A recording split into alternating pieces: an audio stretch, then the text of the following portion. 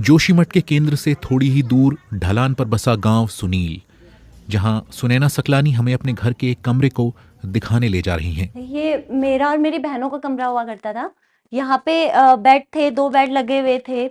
यहाँ पे मंदिर था, हमारी किताबें हुआ करती थी। लेकिन अक्टूबर की जो बारिश आई, उससे यहाँ पर धीरे-धीरे करके दरारें आने लग गई। पहले दिन फर्स्ट दिन फर्स्ट दिन पड़ी थी दरार, हमें नॉर्मल लगा, लेकिन जब दूसरे दिन हमने दरार देखी, तो दूसरी दीवार पे भी जब दरार देखी तो हम लोग बहुत घबरा गए थे। धीरे-धीरे करके वो दरारें बहुत चौड़ी होने लग गई। यहाँ ना रह रहे हैं, ना कोई सामान रखा हुआ है, यहाँ पे बंद पड़ा रहता है कमरा। डर के मारे कोई आता ही नहीं है इधर। साथ के घर में रहने वाली उनकी चाची के घर भी हालात कुछ अलग नहीं हैं। हमको रहने लायक ही नहीं है अंदर कमरे में। आप देख ही रहे, कमरे में जाके भी देखो आप, कितना फट रखा है, कैसे रह रहे हैं हम। इधर उधर भी कहाँ जाएं, लोग कह रहे कि इधर जाओ उधर जाओ, यहाँ बनाओ वहाँ बनाओ, कहाँ बनाएंगे हम। बेरोजगारी है ना, उतना तो चाहिए हमको पैसे, या मकान बनाने के लिए इतना तो चाहिए ही पैसे।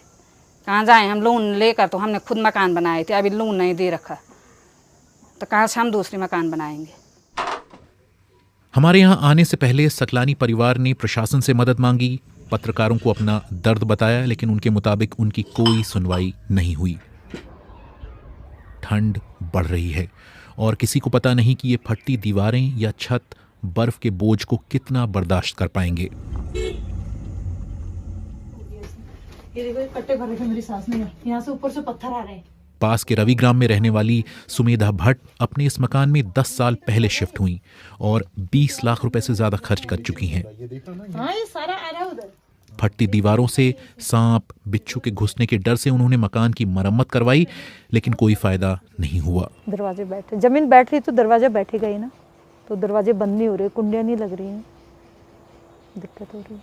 सर क्या करते हैं, बारिश होती है बाहर खड़े हो जाते हैं। अंदर तो डर लगता ही है, क्या भरोसा है, जब बैठ रहा तो किस ढंग से बैठेगा, क्या पता चलता है। परसों बच्चे स्कूली थे, इतनी मोटी बारिश आ रही, मैं अकेले घर में, मैंने बाहर में वीडियो बनाया, मैं बाहर ही रही पर मैं अंदर नहीं रही, इतना डर लग रहा है। अकेली हूँ घर में, क्या पता है। स्थानीय लोगों ने बताया कि किसी अनहोनी के डर से कई लोग अपने मकान छोड़ रहे हैं।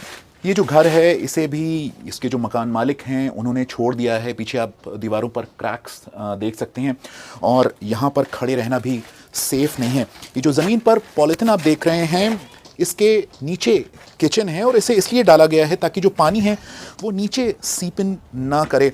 यहाँ पर जो घर हैं वो एक के ऊपर एक बने हुए हैं और अगर आप थोड़ा सा नीचे आएँ, यहाँ पर आपको लकड़ी की बल्लियाँ नज़र आएंगी और उन्हें इसलिए लगाया गया है ताकि जो वो स्ट्रक्चर्स हैं उन्हें वो सपोर्ट करें।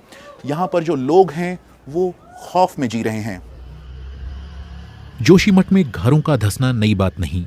1976 की मिश्रा कमेटी रिपोर्ट में शहर के धंसने का जिक्र है। बढ़ती जनसंख्या और भवन निर्माण के दौरान 70 के दशक में भी लोगों ने भूस्खलन और सड़क में दरार वगैरह की शिकायत की थी, जिसके बाद ये कमेटी बनी। कमेटी की रिपोर्ट के मुताबिक जोशीमठ प्राचीन भूस्खलन क्षेत्र में स्थित है और ये शहर पहाड़ से टूटे बड़े टुकड़ों और मिट्टी के अस्थिर ढेर पर बसा है।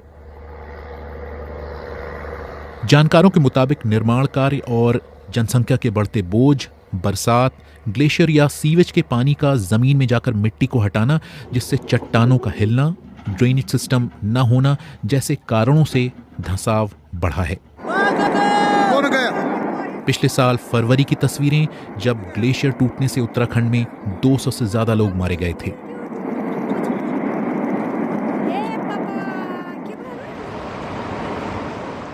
फिर कुछ महीने बाद अक्टूबर में भारी बारिश हुई।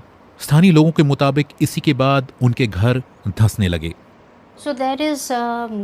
ये धंसाव कितना हो रहा है, आर्काइव सैटेलाइट तस्वीरों की मदद से भूवैज्ञानिक डॉक्टर स्वप्नमिता वैदेश्वरण यही जानने की कोशिश कर रही हैं।